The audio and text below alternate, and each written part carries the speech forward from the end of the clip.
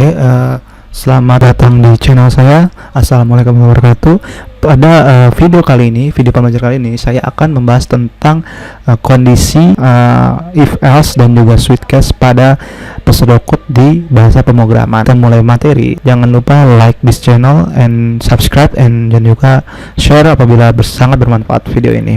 Thank you and enjoy the video. Nah, kita akan mencoba untuk implementasi eksekusi dengan kondisi. Seperti di sini saya akan membahas tentang eksekusi dari kondisi, yang mana saat menulis pseudocode Anda dapat memeriksa kondisi dengan menggunakan konstruksi pengambilan keputusan. Jenis konstruksi pengambilan keputusan itu ada dua.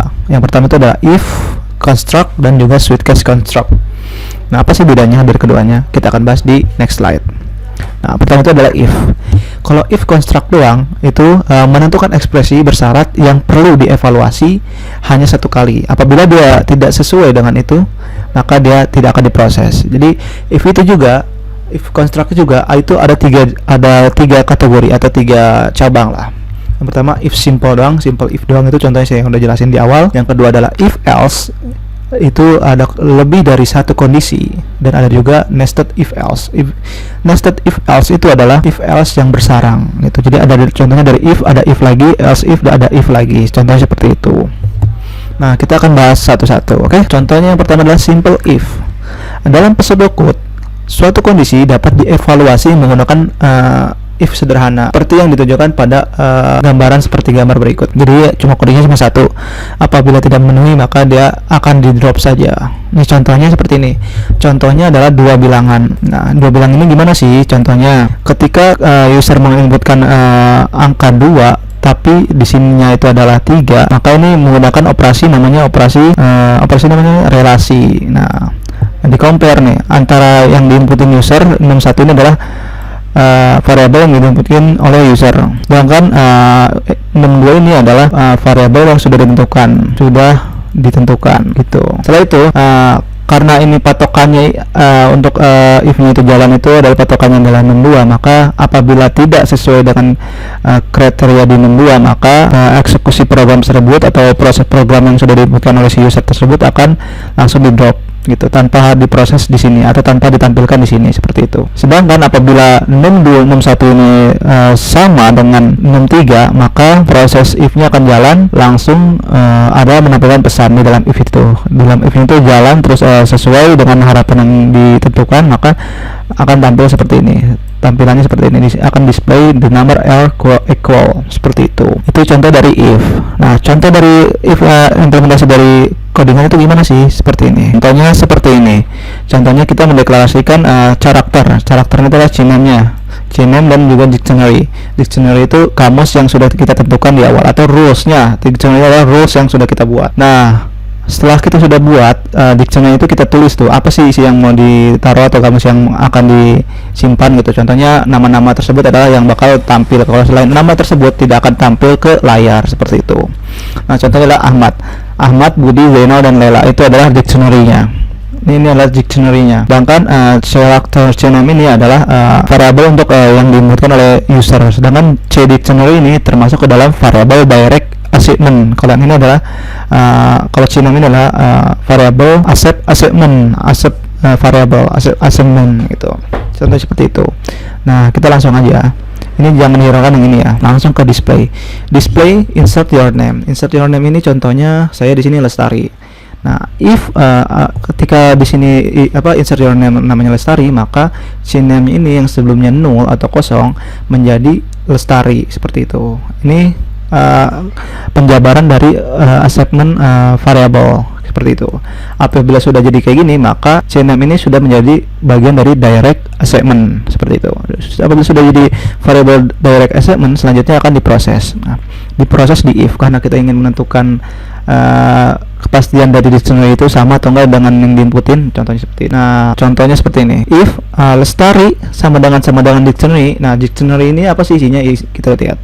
Ahmad, Budi, Zainal, Lela. Makanya saya tulis kembali di sini supaya kalian dapat mencernanya. Nah, karena Lestari ini bukan termasuk ke dalam variable dictionary ini, maka dia akan lari ke else, langsung ke else. Nah, langsung lari ke else, langsung cuma nampilin CNAME tadi adalah Lestari tidak ada di kamus guys gitu. Seperti itu.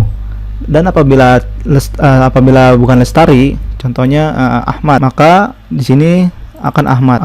Habis itu kalau dia sesuai dengan kamus yang ada, maka dia akan displaynya adalah nama saya adalah Ahmad. Sedangkan ada kondisi selanjutnya atau if selanjutnya, itu if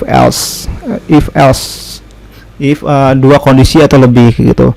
Contohnya tadi apabila Lestari tidak ada, maka di kondisi pertama Lestari tidak ada, maka akan dicek ke kondisi kedua dengan cara kalian tuliskan else if Cinem itu adalah variabel yang kalian masukkan tadi. Contohnya tadi Lestari kan, masih Lestari. Apabila dia sesuai di kamus, nah sekarang adalah parameternya atau rulesnya itu adalah cek kamus. Kalau sebelumnya dictionary itu dia akan ketemu, maka lanjut ke cek kamus. Nah, cek kamus ini isinya adalah Lestari. Apabila Lestari sama dengan Lestari, maka yang nampil adalah else if yang ada di sini. Itu contoh dari else kondisi lebih dari satu. Selanjutnya kita akan ngebahas tentang nested if else. Nested if else itu contohnya seperti ini. Apabila si Lestari ini sudah ditampilkan, maka ada SOP lainnya atau langkah selanjutnya ngapain sih setelah nampilin nama si Lestari.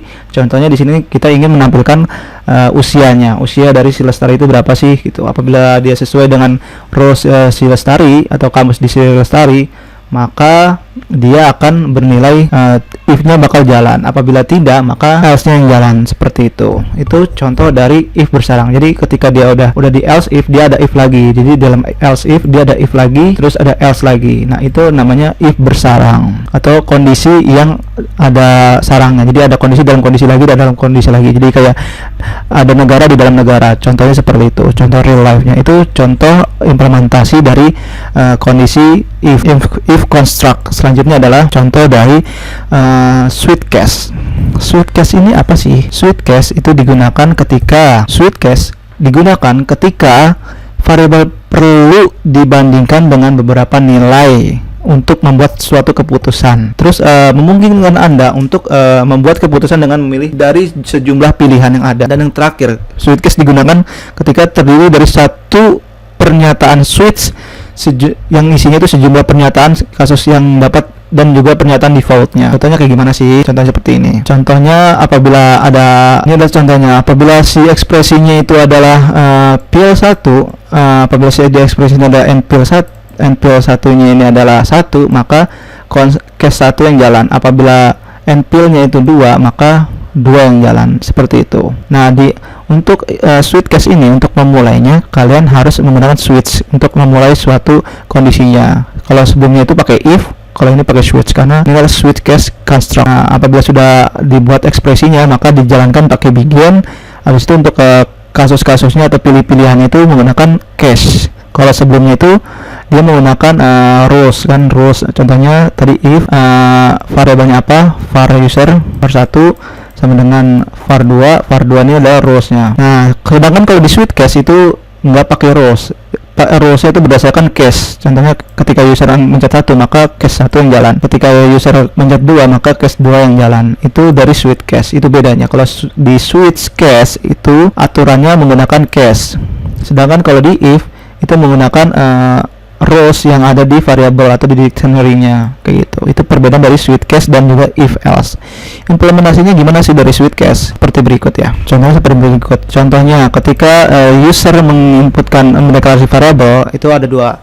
Ada variabel namanya n pilihan dan juga n harga. Nah, itu numerik deklarasi variabel ini pasti nilainya di awal adalah 0 atau kosong. Selanjutnya adalah kalian harus mendeklarasikan bukan mendeklarasi tapi mendisiplinkan menu-menunya. Ini contohnya adalah menu makanan yang ada di restoran. Seperti itu. Apabila sudah dia akan memasukkan angka 1, 2, 3, 4 sebagai parameter untuk disimpan ataupun akan dijadikan acuan di switch case ini. Contohnya seperti itu. Contohnya ketika di sini ada 3 pilihan, berarti selain angka 3 maka dia akan dilarikan ke arah default gitu. Ntar kita bahas. Jadi ini contohnya yang ada pilihannya terlebih dahulu. Contoh kita milih 1, apabila diisi 1, maka di sini SF-nya 1 dan juga switch case-nya adalah sama dengan 1. Selanjutnya, apabila 1, maka case yang mana yang akan jalan? Yang case yang jalan adalah 1 karena di sini kondisinya adalah case 1 seperti itu.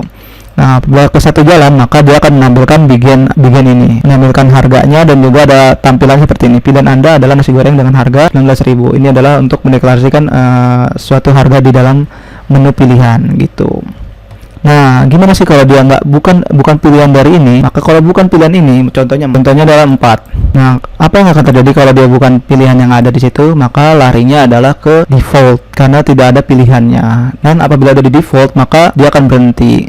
Gitu. Itu implementasi dari Sweetcast. Oke. Dan gimana sih ada pertanyaan lagi? Gimana sih caranya supaya dia biar looping? Caranya adalah ketika kalian ingin memeriksa atau mendeklarasi atau mengeksekusi program ini, kalian sebelumnya itu adalah tambahkan ada namanya itu, contohnya seperti ini, kita menambahkan while untuk perulangannya. Apabila while, ini fungsi while ini, jadi rulesnya dulu apa yang akan kita kerjakan, baru loopingannya atau perulangannya, kayak gitu. Contohnya seperti itu. Ini contohnya pakai while do. Nah, pilihannya itu contohnya tadi 99. Maka sebelumnya itu kan 0. Di sini kan awalnya 0. 0 itu dia masuk ke baru ngedisplay kan. Habis itu pas itu selanjutnya adalah dia pasti memilih pilihan yang ada di sini kan. Apabila dia mencet 99, maka dia akan di-save di sini. Habis itu dievaluasi di Sweetcast-nya di sini. Habis sudah dievaluasi, maka dia akan diputuskan dia termasuk cache yang mana. Karena di sini nggak ada cache-nya, maka dia larinya ke default dan bilang display menu yang Anda pilih tidak tersedia. Habis itu karena dia tidak tersedia, maka dia looping lagi gitu, looping lagi ke atas. Nah, di atas ini dia pasti nilai 99. Nah, 99 ini tidak sama dengan 99 nggak? Kalau iya, maka dia berhenti seperti itu. Jadi kalau dia 99 dia baru jalan, kalau dia tidak sama dengan 99 dia muter lagi. Itu contoh dari implementasi Sweetcast dan kombinasi dengan perulangan while do. Cukup sekian presentasi ataupun materi hari ini. Apabila materi atau penyampaian materi ini terlalu cepat, ya mohon maaf karena saya dikejar oleh durasi. Oke, cukup sekian dari saya. Wassalamualaikum warahmatullahi wabarakatuh dan enjoy the video. Thank you.